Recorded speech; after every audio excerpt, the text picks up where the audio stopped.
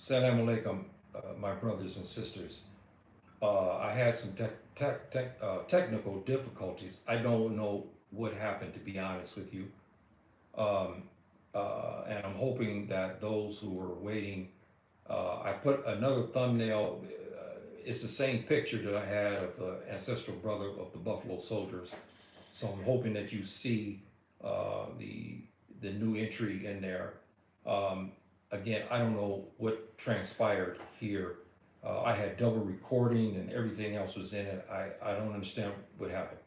I'm not a technical expert when it gets to the computers and so forth. I'm a layman, to be honest with you, about that. So with that said, my brothers and sisters, I want to conclude today, inshallah, dialogue, and I welcome you, those who come here perhaps in a few minutes, and those in the future, to culminate the talk on the black man and his family and the relationship with Africa and what happened in the turbulent period just after slavery, and this period. Salam alaikum, my dear sister Amina.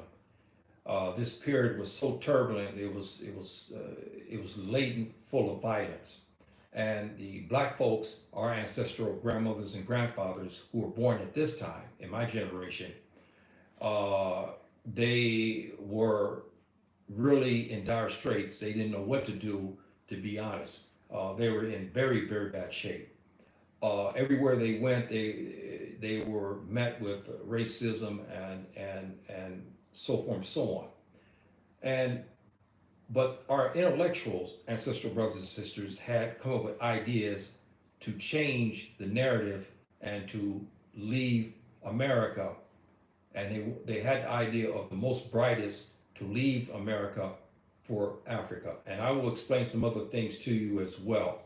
And we left off in the last episode here about the black man burdened concept, and I talked about about that and some other issues, and I was saying how the black man and his family had the opportunity to make headway into Africa in this time in the Spanish American War, because the Europeans and the Americans were kind of like not getting along at this time. And the Europeans are in the process of partitioning Africa. If the African Americans would have went in, as some of our ancestral intellectuals had suggested, and sent in, armed African Americans and others from the Caribbean and from South America, Europe, and so forth and so on, and a couple with our brothers in Africa, they might have been able to draw out the Tubac European governments, who were now petitioning, and they were slaying Africans all over the place. As you know what happened in old-fashioned, now which is called Zimbabwe. The Europeans took over there, and they were cutting off hands if you didn't bring enough diamonds and so forth and so on. So it was a brutal colonization that was taking place on the continent. Our most learned was well aware of that, and they wanted to save the continent, and they had devised ideas on that concept. And someone said, "Well, I don't understand. Why you talk about this issue? Because it is important. It does affect us today in Africa, because the failure to act on Africa at that time has led to the failed state of the African continent, and also it has hurt us mentally inside the United States." So we will get now. This turbulent period of the 1800s, late 1800s and early 1900s, had our African American brothers and sisters at our time, our grandparents, who are our grandparents, they began to express their concerns to our most brightest, like Ida B. Wells and others. And they began to write books. Our most learned and elite black folks began to write books about the plight of the black man and his family in America. These books you don't find at the universities. You don't find it. You'll probably find them at the universities nowadays. I think you probably, if you dig it up, but they're not taught. So our children have no way of knowing this history. So I brought this history up because things like this, someone may see this film here in 5, 6 years, who knows, or 10 years or 20 years from now. And we do have people who want to know what happened in their past. Because as you know, the Tubab is not in the business of correcting and telling the truth about our history. So we should be able to tell our history so that way our children will understand what happened in this turbulent period in particular, and how Africa played a bigger part in this. So our ancestral brothers and sisters in the late 1800s began to write letters, and they expressed concerns, and they were bedeviled. Bedeviled meaning that they didn't know what to do. Should they leave? Should they leave the South and go into the Midwest? Or should they go to the East? Should they go to the West, out to Los Angeles, California, which in Arizona and places like this? They were bedeviled. Should they leave to go back to Africa? Or should they find some other place to leave? They were in a dire strait, because at this time they realized that black man and black woman at this time realized that they had a common enemy. They both realized that they had a common enemy. Both the African American man and woman were victims of a vicious racist society. It was vicious. When you have the court systems, the police systems, the roving Tubab gangs, Ku Klux Klan, and other the Knights, I forgot, they have many different racist groups, and they were killing and lynching our ancestors a lot at this time. So they realized that these Tubab racists and this society, they were motivated by genocidal hate and sheer wickedness. They wrote this to our most learned. Then they said many African Americans felt, in speaking about their horrendous plight in America, what to do about it. They were left with a few options. It was true. Most had no money. They didn't have much education as a general rule. They were basically ignorant of the shores outside. Many of them was even ignorant of what's happening in other parts of the United States. They just didn't know. They were not learned people, and we knew what happened that because in slavery it was forbidden for them to learn to read and write. So they were only approximately 20 to 30 years removed from slavery. So you can imagine how that was. And so they came up with a idea. Our most learned, they began to spread this, again under the black man's burden. Should they stand and fight in America and risk another civil war based upon racial division? We had some factions at this time, African Americans, who said no, we should take up arms. Our military who returned from the Spanish American War and so forth and so on, and then the brothers and sisters in the hood at that time, they should arm themselves and start to go after the racist Tubab institution. But they felt that if they did this, they would create another civil war based upon race. That would have galvanized the Tubab from the South and the North, who were still they were still at odds because of what happened in the Civil War. So they felt that maybe it would be a risk of a civil war that they could not win. The second was to wait, they said, for the Tubab to become benevolent and have mercy. That never happened, as we know. That's never happened. They never became benevolent, and they never gave mercy towards us. They didn't. And then the last was to leave America and lay claim to a homeland in a foreign land. But since America was all they knew, that option, they felt it was not good as well. You see the understanding, the predicament that they had.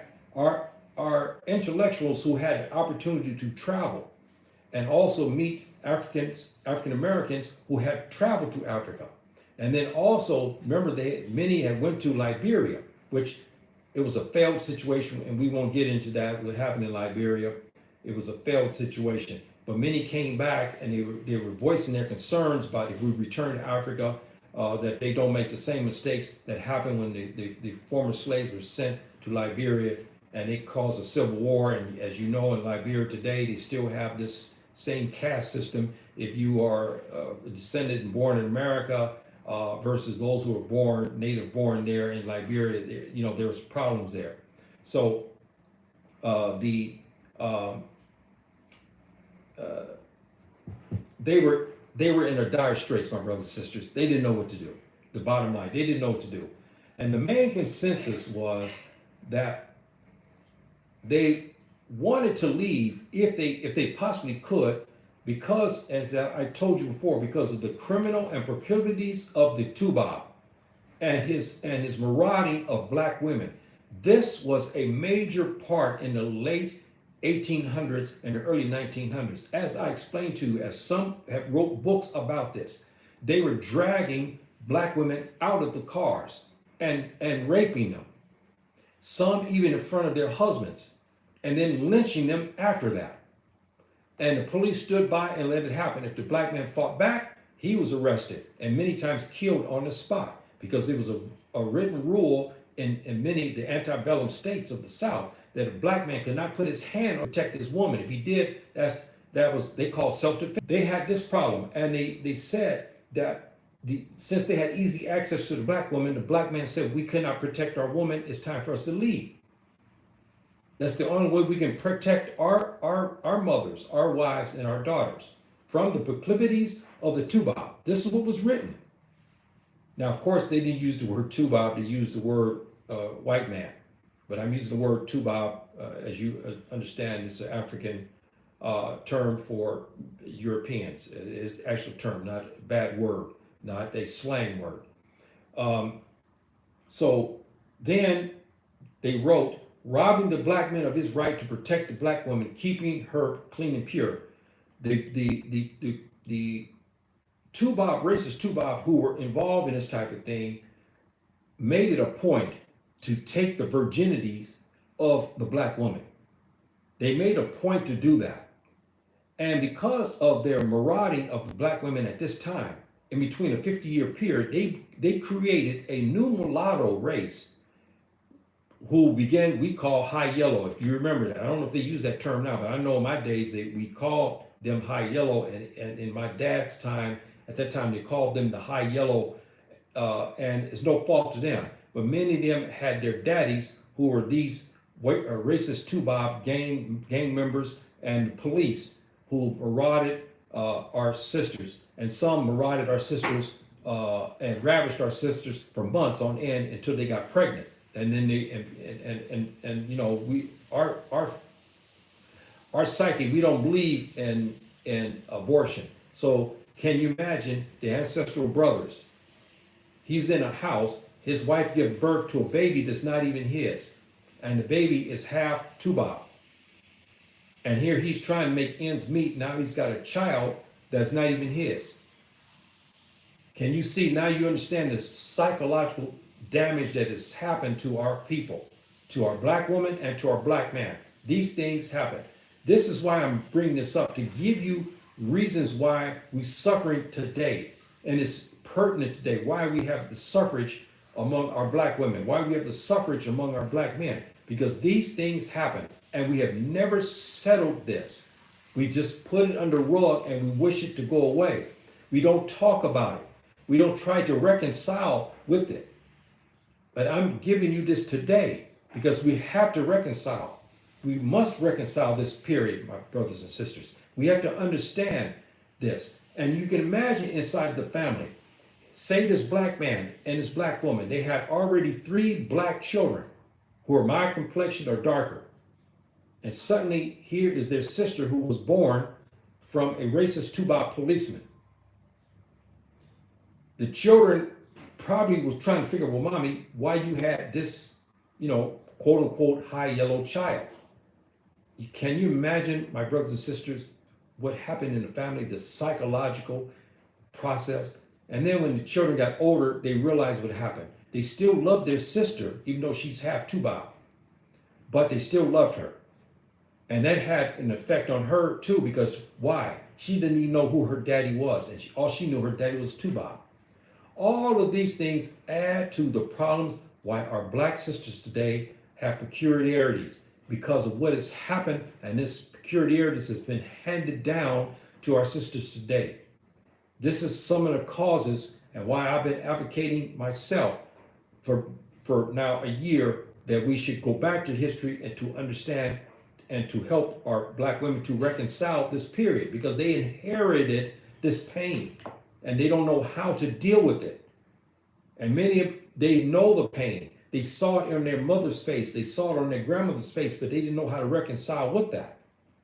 So we talk about this as a tool to help us to heal. Now, I know it was brought up to me here, since I did this last program, people worried about the tuba. Well, we shouldn't do this. My brothers and sisters, if you look at our brothers and sisters here, they did nothing. They didn't fight back. And what happened? They lynched and killed them. The ones who talked against them, they lynched and killed them. The ones who sat back, they had no other choice. The Tupac could break in their home and take their daughters and their mothers and so forth and ravage them. So either way you look at it, they were going to go after you, same as it is today. So now, they also wrote that the violence and the terrorism that was used by the roving gangs of Tuba, the Ku Klux Klan, and the police system, the court systems, was designed to basically terrorize the black community into submission. And they wrote about, many of them wrote to Ida B. Wells, and they stated they seized married black women, seized them off the streets, in stores, walking down the street, or in the home, and used them for sexual misadventures, emasculating the black men in the process. This was written about 1899. This is very, very serious, my brothers and sisters. And I know here, because we have a lot of Tuba, they are monitoring my station here, and they don't like me exposing this, because they want the narrative that they are clean and pure and that we are the ones that are dirty, and that we were never slaves. As I told you before, they want to project this image in the outer belt, is that we are no good. But these type of stuff here, they don't want this exposed about what their grandpappies did to our grandmothers and grandfathers. They don't want that exposed. And this was wrote to Ida B. Wells in particular. Then they said the last of this was that the white mobs were sent to black townships, especially those who were prospering. I know this because my grandmother explained to me how they were essentially burnt out and ran out of a place they called Hensley, Kentucky. I think at this time it's gone. I can't think that the army base came in there, and the whites who took over the land were paid big time dollars because they knew that the army wanted the land there. So they'd be going to terrorize black families like my grandmother and grandfather and my dad, and they lived on a farm. They were eating well. They didn't have much money, but they never starved. And so they used these white gangs to terrorize the black folk to stop their empowerment, and we know that. So from about 1890 or so to about 1922, black townships were popping up, and they were pretty successful, and they were being burnt out. That's why you don't know anything about them, because you said, where are they at now? They were burnt out, our brothers and sisters. They burned them out. The clans came in there, the roving Tubac gangs came in and burnt out these and killed many black folk. Some of the black folks fought back. This is why you don't know about these cities today, and they kept this under the rug. And the United States paid some reparation to some of the cities, and they gave little small ceremonies to it, but they basically kept it quiet.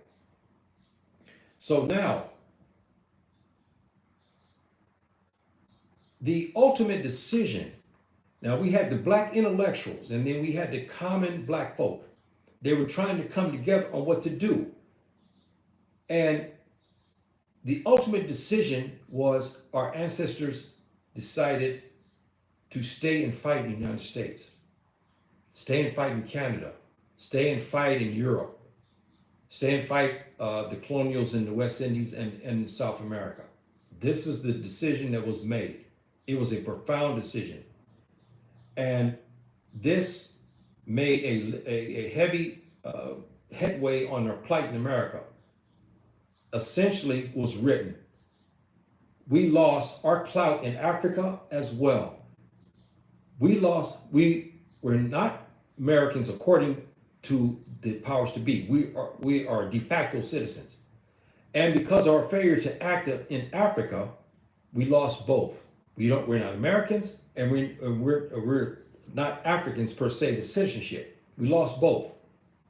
So our ancestors made the decision to stay in the Western world and fight for equality, and we lost essentially because are we equal to our Tuba American brothers in this sense? No, we are not. We're still behind the eight ball in all institutional things.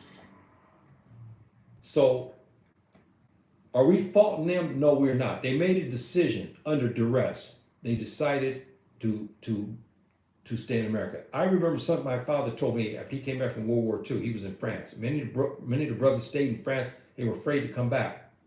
And my dad told me about the lynchings that were happening when the brothers came into New York and they began to go on the trains and heading back to their southern cities in particular.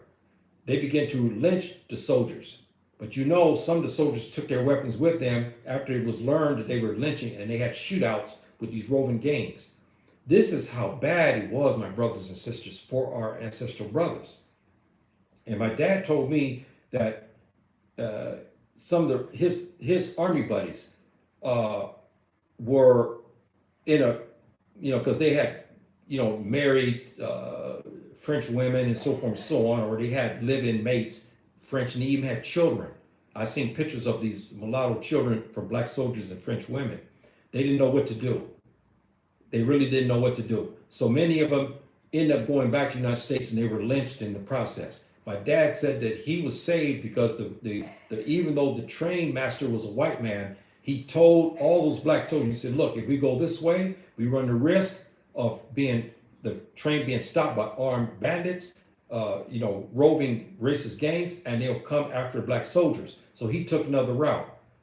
And what happened was my dad was saved because they went this another route. And the other train who followed behind them went to the same route, a different route, back into this one area. And they lynched many of the black soldiers. How horrible it was at this time, my brothers and sisters, how horrible it was. And this is why I said the Tuba don't want us to know about this and talk about this. They want us to keep a narrative of what they want, slavery, and that how their benevolence, they took us out of Africa, and their brother and what they had done to our mothers and fathers and our grandparents. So now we'll get to a point here, we'll talk about Thomas Fortune. I mentioned him last time. This is one brother who was very interesting.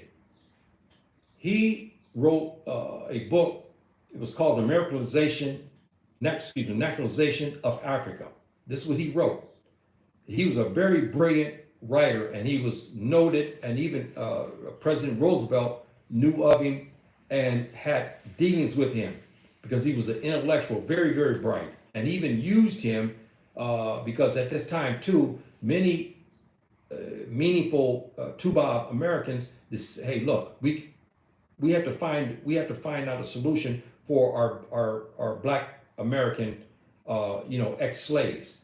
And many wanted to see the blacks to leave, and President Roosevelt was one of them. So he commissioned a task force, and headed was Thomas Fortune to go to look for a place for African Americans to leave the United States and go live, because they wanted the solution, because they realized that they stayed in the United States, they would continue to be shot, lynched, imprisoned, castrated, impregnated our sisters. So they were looking for a way to stop it. Instead of the president issuing a decree to put federal troops in to stop this marauding, President Roosevelt decided to let the black people go. He didn't want to legislate against his white brethren.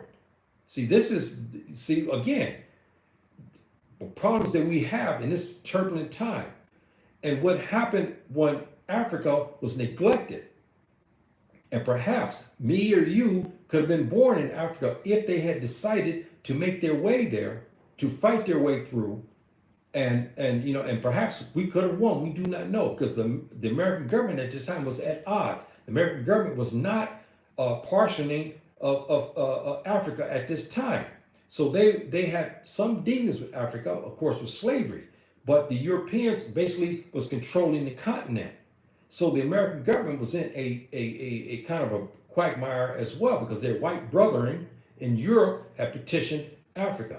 If African American soldiers and Africans and others from the diaspora came into Africa to fight the Europeans, it would put the Americans in a peculiar position.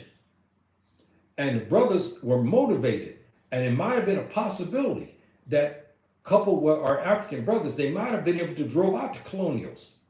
But their failure to act led to the failed states that we see today, and the citizenship question that I talked about here yesterday. We can't get it because these two governments are still in power here, and they're blocking the citizenship for our African Americans in Africa, all over Africa. They're blocking it.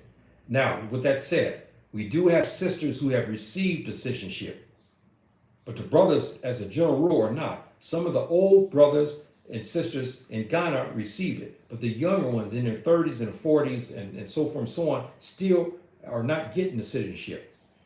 So, time he wrote this book, and he said that defending Africa in a manly fashion, he felt at this time that Africa was worth saving, and we should go in there to kick butt. He felt this. He said that he wanted wholesale black rallies and consternation of revolt of the Tubab imperialism in Africa, because at this time they were making headway. They had to kill. The European governments had to kill, and they had to do all the things that, in order to take over a land. And so he was saying that the black folks should rally, and they should fight against the Tubab imperialism of Africa. He said also strengthening the Congress of Africa. There was a Congress of Africa at the time in the late 1890s. They comprised of intellectuals, and they wanted to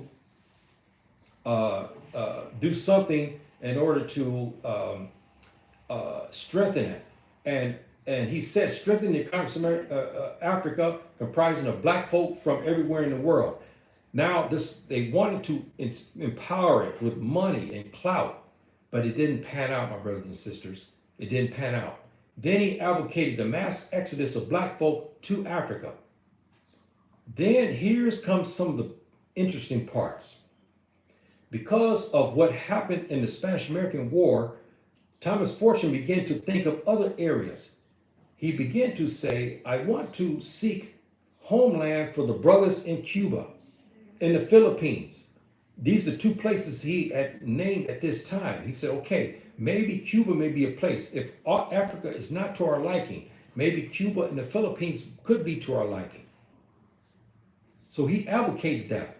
President Theodore Roosevelt concurred with him and sent a commission basically to fund him into Cuba and the Philippines. And what he found was very interesting facts. I'll get into that.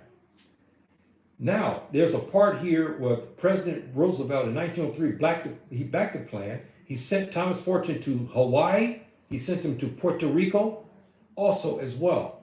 He also had sent them to American Samoa. Can you believe this? And this is very interesting. But Thomas Fortune felt that the Philippines was the best place for the black man. This is very interesting. And the Filipinos, as a general rule, are Afro-Asiatic, because you see them. Now, I'm not talking about the ones who have mixed with the Spanish colonizers and the ones who's mixed with the Chinese, they're lighter skinned. But as a general rule, the Filipinos are basically Afro-Asiatic because they're mixed with black folk, because black folk have been in the interior of the zone and other places since the time they were the original owners of the land. And so they're Afro-Asiatic people. And so he began to champion the Philippines over all places outside of Africa. He wanted Africa number one. He then said the Philippines should be due to its climate and racial solidarity with the Filipinos. You got to remember something at this time too, my brothers and sisters. The Filipinos were having a hard time with the Spanish, and the Spanish-American War did a dent to them. And the black folks went there, soldiers went there to fight on their behalf.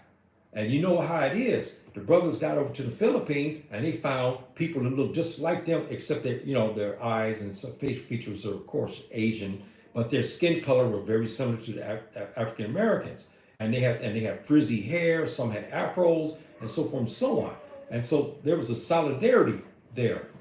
And then he said he wanted to choose the northern section of island of Luzon as the place because he felt that the climate was not conducive to the Tubac to take over. He didn't like the climate there because the Philippines, where the equator and so forth, is a very hot and humid place. And they were uncomfortable with that. Secondly, the place was filled with brown and black folk.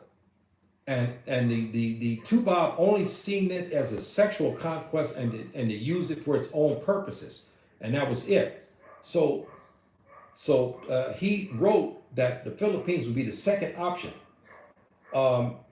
Then he said, why should we pick the Philippines? According to Fortune, and Reverend Parks agreed to him at this time. Remember, I talked about Reverend Parks at the start, who authored the book about going into Africa and using troops to go into Africa to liberate it from the Tubac.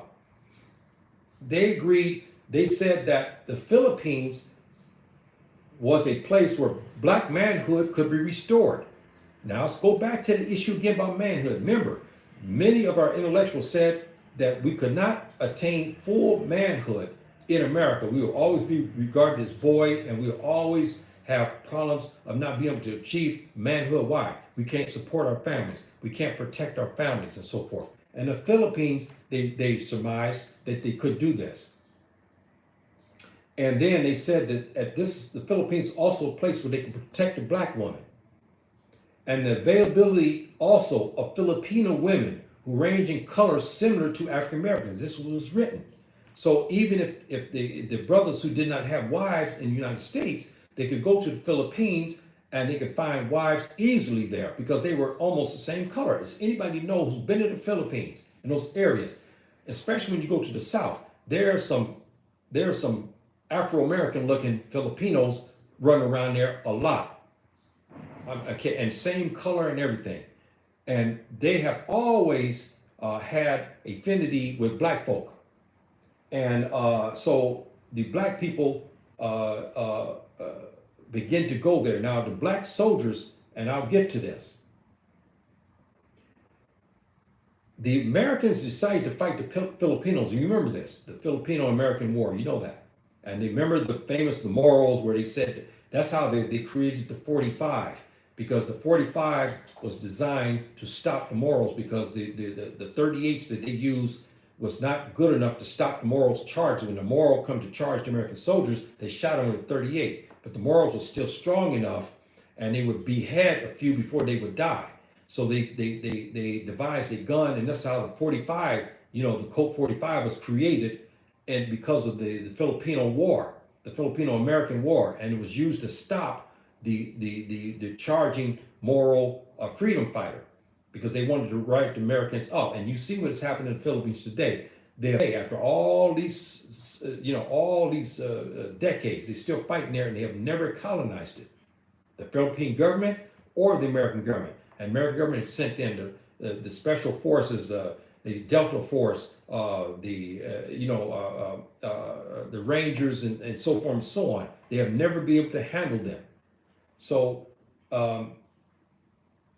curious enough, as our black folks were in a bad position, many of the blacks in the South, from Texas all the way across to Florida in particular, had no other recourse but to enlist, to fight in the Filipino-American War, not because they wanted to fight Filipinos, but they wanted to escape their plight, because they were being jailed, they were being beaten and robbed. There was no jobs for them, and the jobs, they were menial jobs that didn't pay anything.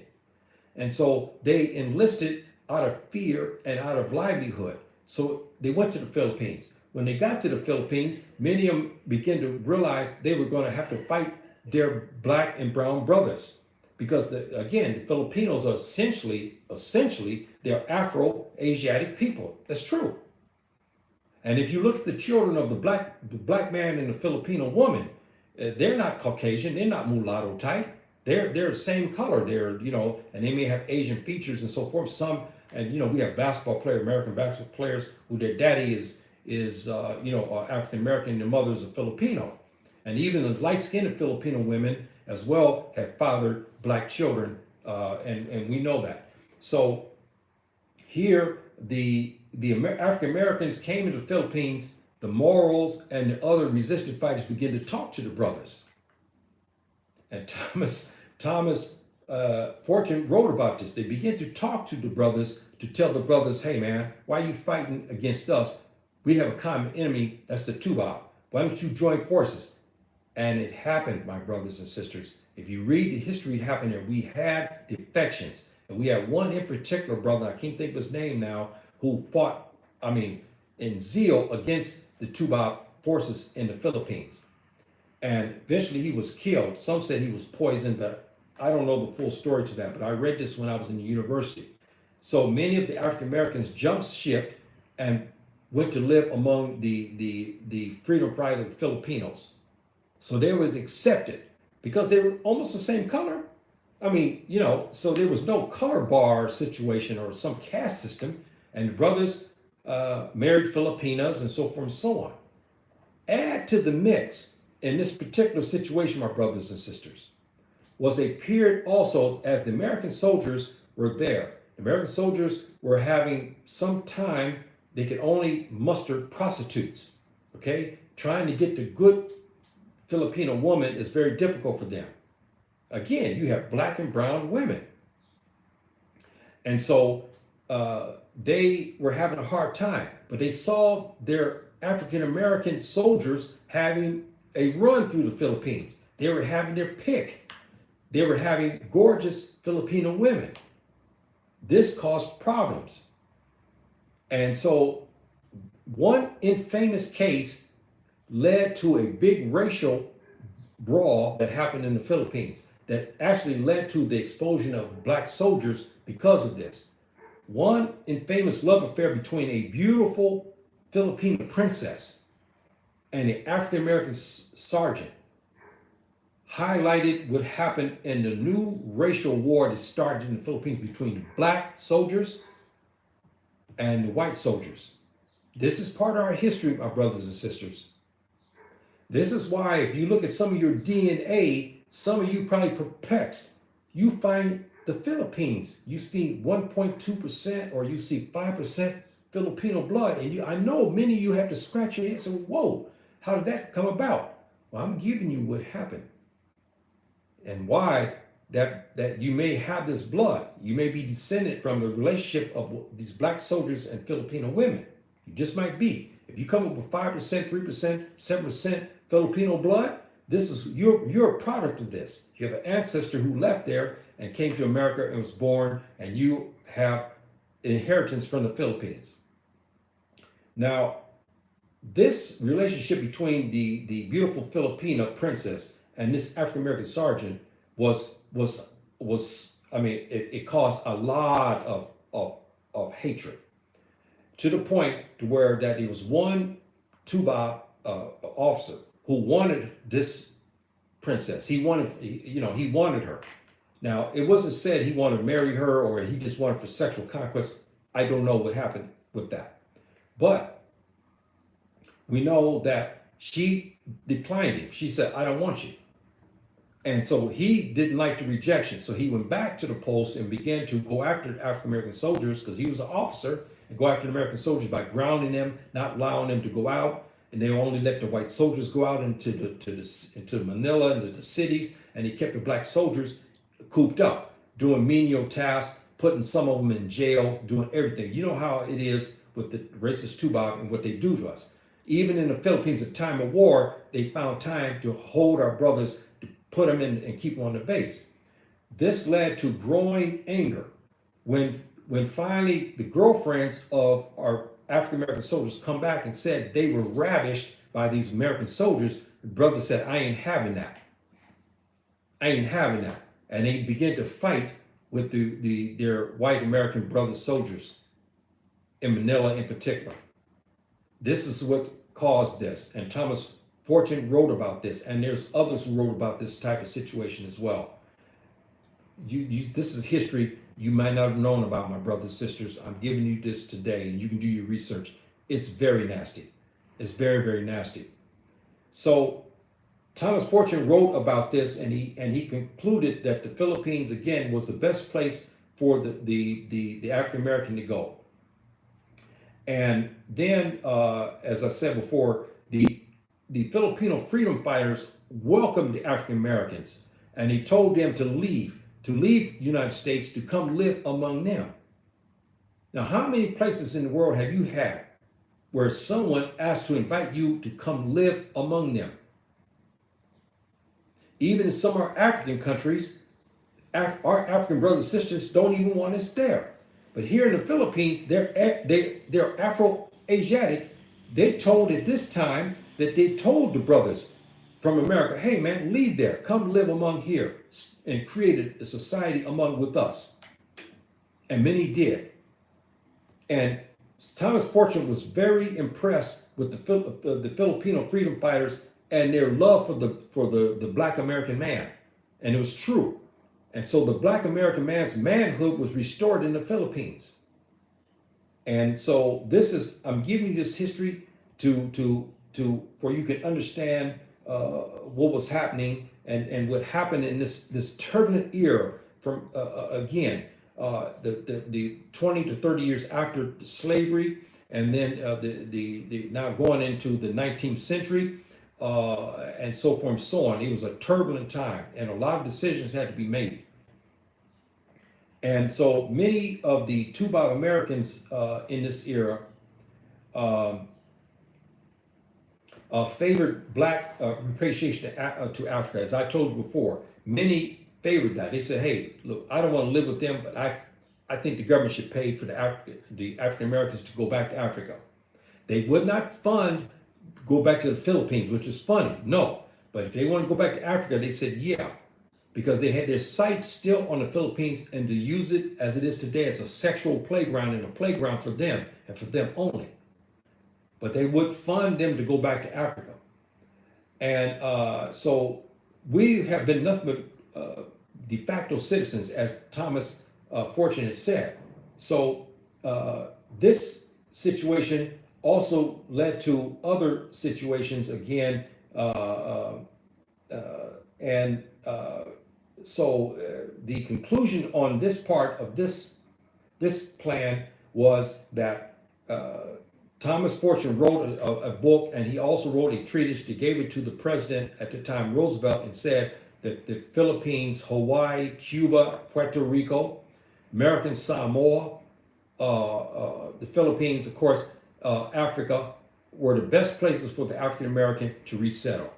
And some African Americans, can you believe this, did resettle in the Philippines? Many resettled in the Philippines. Many settled even in American Samoa. Can you believe that? And we're starting to find now some African Americans with Samoan blood in their veins. And they don't know how that came about. This is how it came about because of the late 1800s, early 1900s. Black folk left to go, and they were funded. Many of them were funded, and he left and he went to Samoa to live. And again, if you don't know anything about the South Pacific, the Samoans, the Tongans, the Hawaiians, the Tahitians, all of them are Afro-Asiatic people, bottom line, okay? Bottom line. So now people are finding in their DNA they have Samoan blood, and they're shocked because they don't know how they got that. Where did it come from?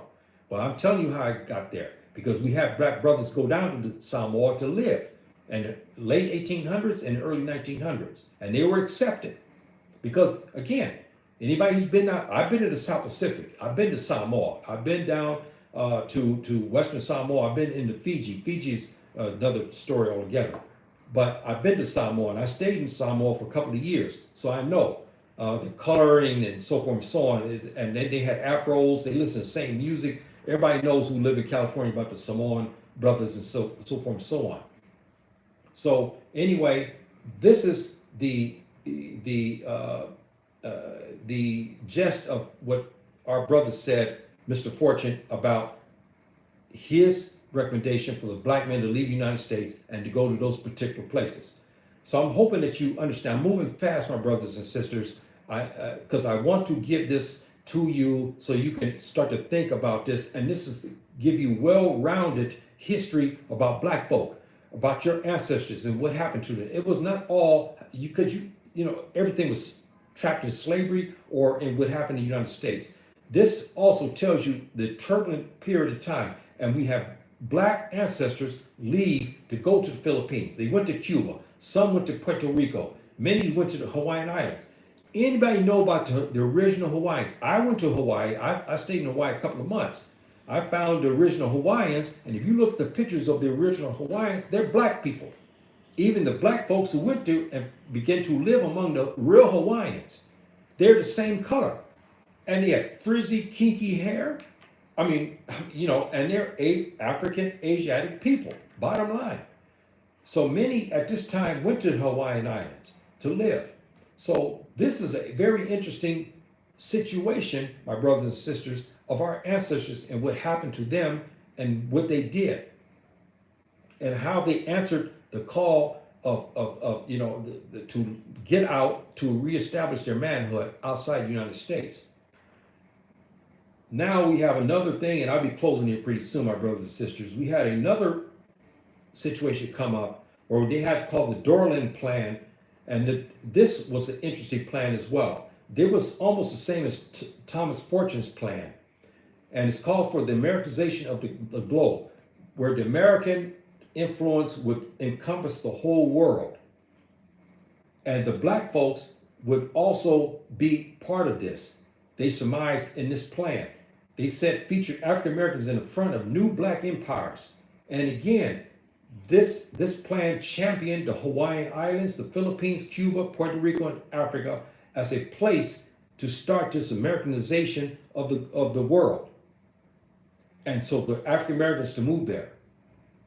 So this is a very interesting part. And part of the Doraleon Plan was to restore the black manhood and the protection of our sisters. Third, the interdiction of sexual marauding of Tuba police and their supporters in the black communities. My brothers and sisters, this was horrible at this time. They have what we call night riders. And these night riders would come into black communities at nighttime and they'll raid. They burn out stores, they beat and lynch black men. They'll get black women who are walking out, or they either break into a home, firebomb it, and the woman run out and they get her, and then they, ravish her. All of this type of stuff. The Doraleon Plan calls for the interdiction of sexual marauding Tuba police and their supporters in the communities. Then the notion of leaving America in order to live in peace. This is another solution came in this plan. Using touted veteran black soldiers as a reactionary force in Africa and in America. Now it came to the point where they wanted to use the famed Buffalo Soldiers. And you know the reputation of the Buffalo Soldiers in the Spanish-American War and how they got their name, and what happened in the 1800s. They got their name from our Indian brothers who called them Buffalo, not in derogatory term, but out of respect, because you know how the American Indian on the plains loved the buffalo, and they revered them, and they basically worshiped them to a degree. And they saw these similarities in the buffalo, black, tough, fearless, and the hair on buffalo was similar to that of the black man's hair. So they begin to call the black soldiers Buffalo Soldiers out of respect. So this Doraleon Plan called for the black American soldiers and the Buffalo Soldiers in particular to galvanize as a reactionary force inside the United States to stop the marauding Tuba police, and also to send them into Africa along with the African troops, along with our black brothers in Europe, and they combine a force and go in to kick butt in Africa. This is what this Doraleon Plan called for. This is history that has been swept under the rug, my brothers and sisters. And our black brothers and sisters were trying to do something to uplift us. And they were trying to figure out ways to do it. Unfortunately, these plans all fell by the wayside. You know why? The number one thing, it wasn't the Tuba, it was us. We did not support this. And we failed to do it because we had apathy in the black community, again, who was suffering from malaises, mental malaises because of what has happened to them. And many of them were uneducated. They were fearful. They didn't know move left or right. They were scared of the Tubab because the Tubab was Lord and Master over them. So they didn't know what to do.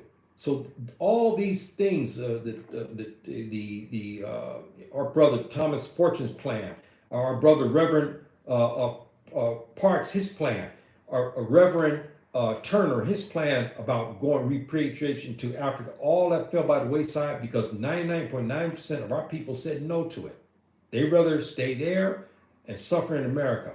So this plan here also devised again to go outside to find a place, and again they did find places for the black man to live, but this plan fell by the wayside, my brothers and sisters.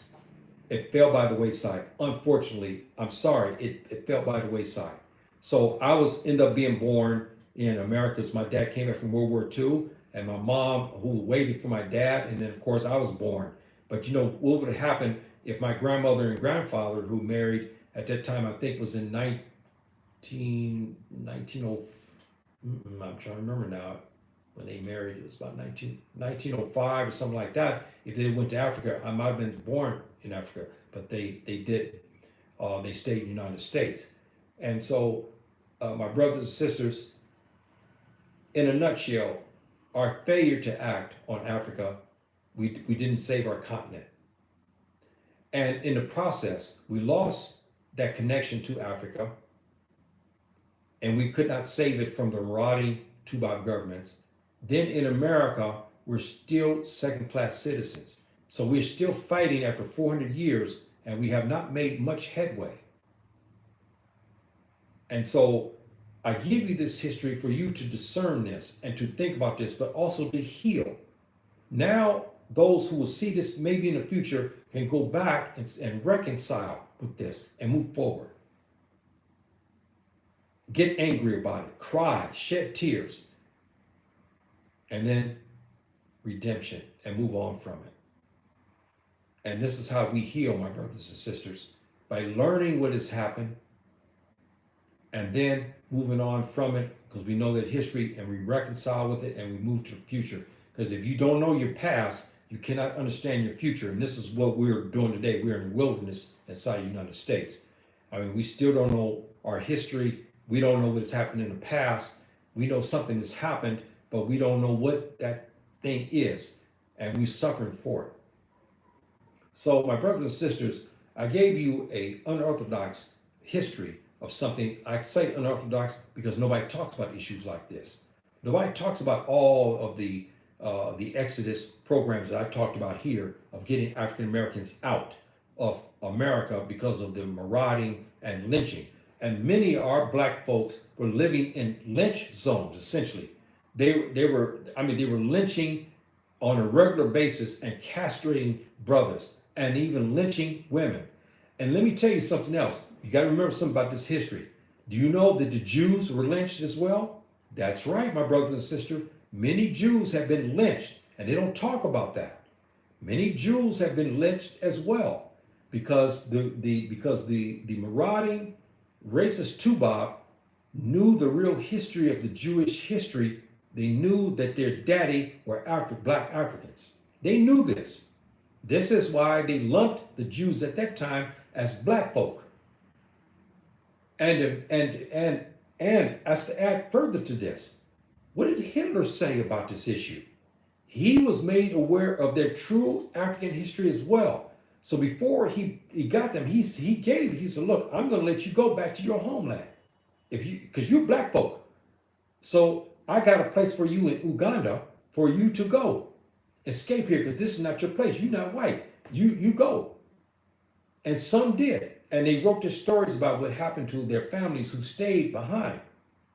And many Jewish communities are still evident there today in Uganda. But majority of the Jews did like African Americans. They decided to stay in Germany and fight, and they died for it. My brothers and sisters, unfortunately, they died for it. And so The period of the late 1800s and 1900s was off the charts, my brothers and sisters. I gave you just a small portion of this history, but it was enough to wet your whistle, so to speak, so you can go back and do your research and to discern.